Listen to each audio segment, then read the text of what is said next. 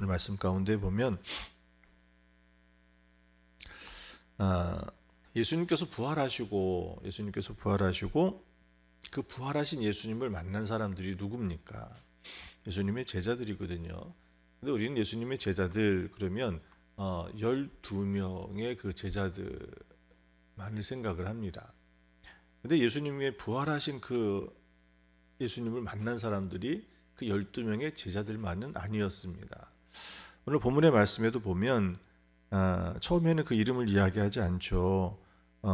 그들 중에 둘이라고 이야기를 합니다. 그들 중에 둘이라고 이야기하는데 그 뒤에 보면 그 중에 한 사람의 이름이 나옵니다. 18절에 있는 말씀에 보면 그 한 사람인 글로바라 하는 자가라고 이야기를 해요. 이 글로바는 12 제자 중에 한 사람이 아니죠. 예수님께서 어떻습니까? 부활하신 그것을 그냥 어떻게 보면 이 바리새인들이 유대인들이 어떻게 예수님의 부활에 대해서 거짓 증거를 했습니까? 그리고 총독에게 무엇을 요청을 했습니까? 예수님이 십자가에 죽으신 다음에 이 바리새인들이 유대인들이 우려했던 것이 무엇이에요? 정말 예수님께서 십자가에 죽기 이전에 이야기했던 것처럼 이 성전을 헐라 3일 만에 내가 다시 짓겠다. 예수님께서 부활하실 것을 이야기한 그것에 대한 그래서 그들이 어떻게 합니까? 총독에게도 혹시 저들의 제자들이 그의 시신을 훔쳐가고 대리자 그의 형제를 내세워 가지고 부활했다고 거짓 증거할 것이다. 그래서 어떻게 합니까? 로마 병정들을 무덤을 지키게 합니다. 죽은 자의 무덤을 지키게 해요. 어떻게 보면 죽은 자의 무덤을 지키게 한 것은 예수님의 부활이 두려워서 부활을 막으려고 세우는 것이 아니라 그들의 주장처럼 어떻게 했던 거예요? 혹시 제자들이 이렇게 거짓 꾸며가지고 정말 그가 생전에 말했던 것처럼 그리고 나서도 어떻습니까? 부활이 일어난 다음에도 그들은 그렇게 거짓 증거를 했습니다. 봐라, 결국은 우리가 그것을 미리 알고 군인들을 세워서 지켰음에도 불구하고 어떻습니까? 그런데도 제자들이 예수님의 시신을 도적질해가고 그리고 그 형제를 내세워가지고 예수님이 부활했다고 거짓말하고 있다라는 거예요. 그런데 부활을 가장 처음에 목격한 사람이 누구지요? 여인들이었어요. 그들의 힘으로는 그 무덤을 지키고 있는 군사들을 제압할 수도 없었고 또 제압한다 한들 그 무덤 앞에 놓여있던 큰 돌을 옮길 수 없는 사람들, 가장 연약한 사람들이 바로 그 부활을 처음 목격한 사람들이에요. 그리고 예수님께서 그 골방에 무서워서 그럼에도 불구하고 문을 단단히 걸어잠고 숨어있던 그 제자들에게 예수님께서 나타나셔서 그 부활하신 것을 증거하셨고 그리고 그렇게 갈릴리로 다시 돌아간 그 베드로 제자들을 찾아가지고 예수님께서 부활하신 것을 다시 보이셨고 그렇게 제자들에게만 한정적으로 보이신 것이 아니라 오늘 여기에 보면 예루살렘을 떠난 그 두 사람 그 중에 한 사람 글로바라는 이 사람에게도 예수님이 부활하신 그 몸을 보이셨습니다. 그리고 나서 이 땅에서 40일을 머무시면서 그 제자들에게 부활하신 그것을 증거하시고 그리고 마지막 승천하실 때 그 승천을 목격한 사람들이 몇 명이라고 그랬습니까? 500여 명 이르는 성도들이 그것을 보았다라고. 자, 그런데 이 제자들의 모습을 보면 여전히 그들이 예수님에 대한 어떤 이해를 가지고 있었느냐라고 하는 거예요. 여기 있는 말씀에 보면 예수님께서 그와 같이 가는데 16절에 있는 말씀에 보면 뭐라고 그러죠? 그들의 눈이 가리어져서 예수님이 그들과 함께 그 길을 걷고 있음에도 불구하고 예수님을 알아보지 못했다는 거예요. 적어도 여기에 이 사람들은 어떤 사람들인 거예요? 적어도 예수님을 분명히 알아볼 수 있는 사람들이 되는 거예요. 그럼에도 불구하고 눈이 가려져서라고 표현하고 있는데 그들이 눈이 가려졌다라고 하는 그 이유를 어디서 알 수 있냐면 그 뒤에 뭐라고 얘기합니까? 21절에 있는 말씀에 보면 우리는 이 사람이 이스라엘을 속량할 자라고 바랐노라. 그들의 바람이 무엇이었다는 거예요? 이스라엘을 속량할 자, 이스라엘을 구원할 줄 자로, 메시아로 기대했다라는 거예요. 그들의 소망이 무엇이었다는 거예요? 우리의 소망은 우리를 구원해 줄 메시아로 누구를? 예수님을 믿었다는 거예요. 그렇게 바라봤다는 거예요. 그래서 따라갔다는 거예요. 그들이 구원자로 여겼음에도 불구하고 왜 예수님을 알아보지 못했을까?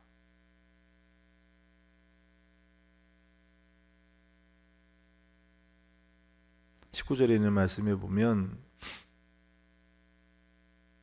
그들의 고백이, 그들의 말이 또 이런 말을 합니다. 이르시되 무슨 일이냐? 이르되 나사렛 예수의 일이니 그는 하나님과 모든 백성 앞에서 말과 일에 능하신 선지자이거늘 이라는 거예요. 메시아를 기대하고 소망했음에도 불구하고 예수님에 대한 이해는 뭐예요? 선지자라는 거예요. 어떻게 보면 우리의 소망은, 우리의 기대는 예수님을 바라보는 마음이 무엇이었겠느냐라는 거예요. 예수님은 어떤 분이시요? 여러분 교재 보겠습니다. 교재에 보면 말씀 빼고 위에서 세 번째 문단에 보면 누가복음은 예수님을 가난한 자의 구원자, 이른 자를 찾는 목자, 죄인을 품는 자비의 주님으로 그려왔습니다. 그분은 나사렛 회당에서 가난한 자에게 복음을 전하게 하시려고 내게 기름을 부으셨다고 선언하셨습니다. 세리와 죄인의 친구가 되셨고 십자가 위에서도 강도에게 낙원을 약속하셨습니다. 그럼에도 불구하고 제자들은 끝까지 이해하지 못했습니다. 바로 이렇게 부활하신 그 주님이 그들과 함께 그 길을 걸어가고 계심에도 불구하고 여전히 그들의 소망은 어떤 것이에요? 이스라엘을 속량할 자, 메시아로 바라봤지만 그러나 메시아를 기대하고 있었으나 그러나 예수님에 대한 이해는 선지자로 이해하고 있었다는 거죠. 계속 봅니다. 누가복음에서 제자들은 종종 깨닫지 못하고 두려워하며 자신의 기대에 갇혀 있었습니다. 우리는 그 모습에서 우리의 모습을 봅니다. 우리는 예수님을 믿는다고 말하지만 여전히 내가 기대하는 방식으로 일하기를 원합니다. 내가 원하는 때에, 내가 원하는 형태로 구원이 이루어지기를 바랍니다. 우리가 바랬노라라고 하는, 바로 우리가 소망했다는 그 말 속에는 무엇이 담겨 있는 거예요? 여전히 오늘 우리는 예수님을 대하는 그 기대가 무엇입니까? 예수님께서 십자가에서 우리를 위해서 죽으시고 부활하셨음에도 불구하고 오늘 우리는 여전히 그 예수님을 대하는 우리의 기대, 우리의 소망. 오늘 우리는 이 사순절의 십자가 앞에서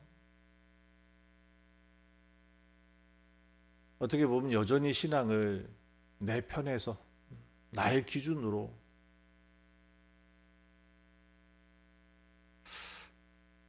어제 한 아이의 동영상을 보게 됐어요. 우리가 설명할 때 뭐 하나님, 예수님, 막 성령님 이렇게 따로따로 설명할 때는 그래도 이해할 수 있게 설명할 수 있어요. 근데 삼위일체 하나님을 설명할 때는 이게 참 쉽지 않아요. 성부, 성자, 성령이 한 분 하나님이십니다. 그러나 각각의 그 위격이 서로 다른, 그러면서도 하나. 이걸 어떻게 보면 우리가 이해할 수 있는 이성적인 설명이나 아니면 참 쉽지 않은 굉장히 큰 신학적인 주제이기도 하거든요. 유치원 정도밖에 되지 않은 한 이 소녀가 그것을 설명하는데 아주 기가 막히게 설명하더라고요. 그 어린 꼬마 아이 입에서 그 표정을 보면 알잖아요. 대본을 써주고 이렇게 읽어, 그리고 이걸 찍을 게 그렇게 해가지고 한 게 아니라 정말 그 아이의 표정을 보니까 자기가 정말 그렇게 이야기하고 있는 거예요.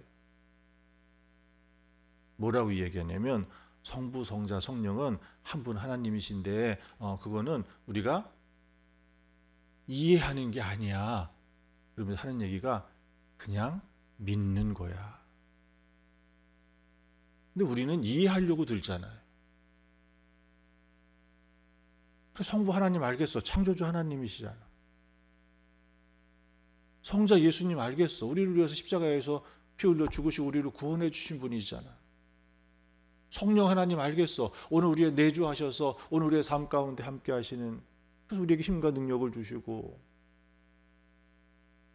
자, 그런데 그분이, 세 분이 한 분이래. 한 몸 안에 있대. 그때부터 헷갈리기 시작하는 거예요. 이걸 어떻게 이해해야지, 어떻게 설명해야 되지? 그럼 시대를 따로따로 나눠지나? 창조 때는 성자 하나님이, 우리 시대를 나누어서 이해를 해야 되나? 그렇게도 설명을 하지만 사실은 그렇게 설명할 수 있는 게 아니잖아요. 요한복음에도 예수님이 어떻게 말씀하셔요? 태초의 창조 때도 그 예수님이 그 안에 계셨지 않습니까? 이걸 우리가 이해하고 설명하려고 그러면 너무 복잡하고 정말 힘든 문제이기도 한데, 근데 그 아이는 딱 한마디로 그건 믿는 거야. 우리의 믿음이 내 이해와 내 기대와 내 편에서 그것이 아니라, 믿음은 어떤 것이에요? 위로부터 오는 거예요. 위로부터 오는 거예요. 거기에 우리가 어떻게 하는 거예요? 우리의 반응, 순종하는 거예요. 믿는 거예요. 이미 하나님께서는 어떻게 하셨습니까? 요한에슬레 목사님은 선행은총이라고 그랬죠. 이미 하나님이 천지를 창조하셨을 때 그 안에 하나님을 볼 수 있는, 아니 하나님께서 이미 당신을 드러내놓고 계셔요. 그런데 우리가 그것을 만물을 바라보면서도 거기에 신이 있다라고 하는 것을 알지만 오늘 이 제자들처럼 어떻게 합니까? 그분이 하나님인 줄 몰랐던 거예요.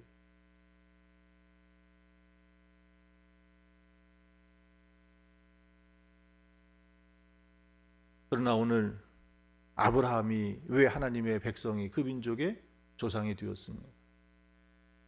아브라함이 찾아내고 고아내고 만들어낸 신이 하나님이 아니에요. 아브라함이 그 아버지에게 배워가지고 그럼 자기 나름대로 자기 것을 만들어낸 그 신이 하나님이 아니라는 거예요. 하나님이 그를 만나 주셨기에, 그리고 그 아브라함이 그 하나님에게 응답했기에, 믿었기에 그 하나님이 오늘 우리에게 드러나시게 된 거예요. 예수 그리스도 이 십자가의 구원은 우리가 어떻게 알 수 있습니까? 바울도 어떻습니까? 바울도 어떤 교육을 받은 사람이에요. 바리새인으로 율법만 철저하게 배우고 훈련한 사람이 아니에요. 그가 어떻게 했습니까? 헬라의 학문과, 그래서 그가 이방의 지역에 가가지고 복음을 전할 때 어떻습니까? 큰 광장에서 그들이 모여가지고 서로 자기의 지식을 나누고 그것을 서로 토론하고, 그러면서 어떻게 합니까? 바울도 그렇게 처음에는 그 자리에 참여하고 그렇게 복음을 전했던 사람이에요. 근데 나중에는 어떻게 하죠? 세상의 모든 것들을 다 배설물로 여기고 오직 무엇만, 예수 그리스도의 십자가, 그것만. 오늘 우리의 믿음은 바로 거기에 어떻게 하는 거예요? 순종하는 거예요. 이해가 아니라 믿음이에요. 믿어지면 거기에 비로소 이해가 생겨집니다. 이해하고 믿으려고 하니까 오늘 이 시대는 그것이 훨씬 더 강하죠. 그러나 이해하지 않고도 믿을 수 있는 것은 결국 보여주는 것. 오늘 우리의 믿는 그 믿음을 가지고 살아가는 삶을 보일 때 그들 우리의 삶을 통하여서, 그러니 오늘 우리의 믿음의 자리는 오늘 이 제자들이 소망했던 것처럼 예루살렘을 속량할 자, 메시아를 여전히 기대하고 있지만 어떤 메시아였습니까? 예루살렘을 속량할 자라고 하는 것은 로마 군대를 쫓아내고 이방의 왕을 물리치고 다시 다윗의 후손이 왕이 되어서 이스라엘 나라를 다시 회복시켜 나가는 그런 이 땅의 정치적인, 이 땅의 그들의 고난을 해결해 줄 메시아를 기대했던 것이지, 하나님께서 예수님을 보내셨던 바로 그 메시아로 보지 않았다는 거예요. 어떤 기대 속에 있었던 거예요? 이 땅에 나의 기대를 가지고 주님을 바라보고 있었다라고 하는 거예요. 오늘 우리는 그 예수님을 바라보면서 어떻게 바라보고 있습니까? 내 문제를 해결해 줄 마치 치트키처럼 생각하잖아요.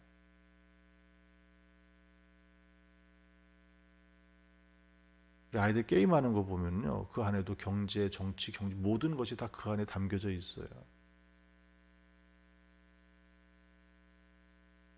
근데 자기의 자원이 부족하고 자기가 할 수 있는, 싸워서 이길 수 있는 능력이 부족할 때 뭘 쓰는 줄 아세요? 치트키라는 걸 써요. 탁 어떻게 보면 이 뒤에 감추어져 있는, 그래서 그걸 딱 쓰는 순간 어떻게 해요? 갑자기 그냥 가지고 있는 그 능력치가 올라가는 거예요. 그래서 안 되는 싸움을 이기게 만들어 버리는 거예요. 그게 치트키거든요. 오늘 예수님은 우리가 그렇게 생각하고 있습니까? 물론 하나님께서는 우리가 구하기 이전에 우리의 삶에 무엇이 필요하고 하나님께서는 우리가 알고 계신다고, 그것을 주고자 하신다고 말씀하셔요. 그러나 그 믿음의 자리가 내 기대와 내 소망의 자리에서 이렇게, 그러니 이 엠마오로 내려갔던 제자들은 어떤 것이에요? 실망하고 주님을 떠나고 있는 거예요. 그럼에도 주님께서는 이들을 버리지 아니하시고 어떻게 합니까? 그와 함께 동행하며 그들이 다시 예수님을 알아볼 수 있었을 때가 언제예요? 그의 말씀을 듣고 그리고 떡을 뗄 때.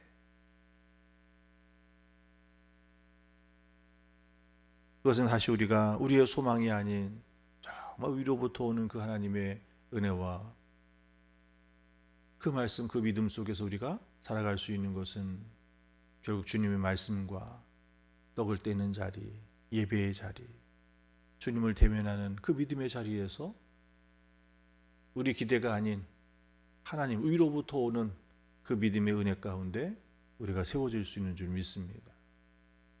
이 사순절의 절기에 나의 소망, 나의 기도로 나의 치트키 되시는 예수님이 아니라, 그러니 초대교회 성도들이 순교자적인 신앙을 가질 수 있었던 것은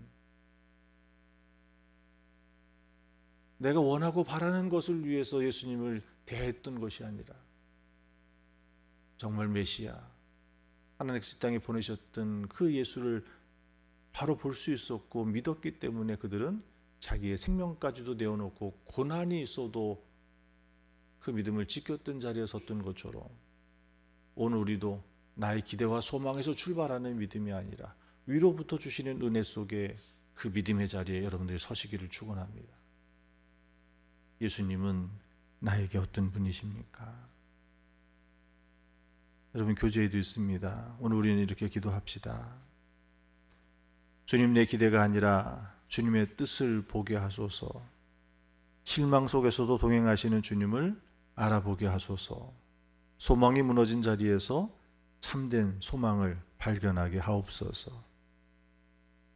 오늘 이런 기도가 여러분의 기도가 되시기를 축원합니다.